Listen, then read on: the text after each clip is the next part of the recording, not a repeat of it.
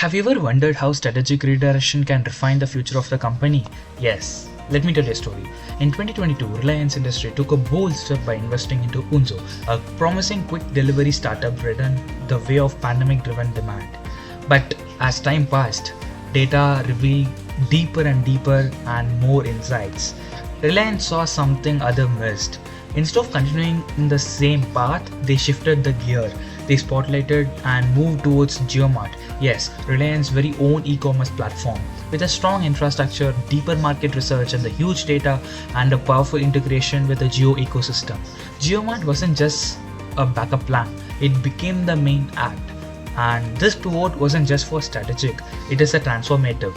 Within a year, Reliance performance boomed, reportedly grown nearly 94%, which is not small, 94%.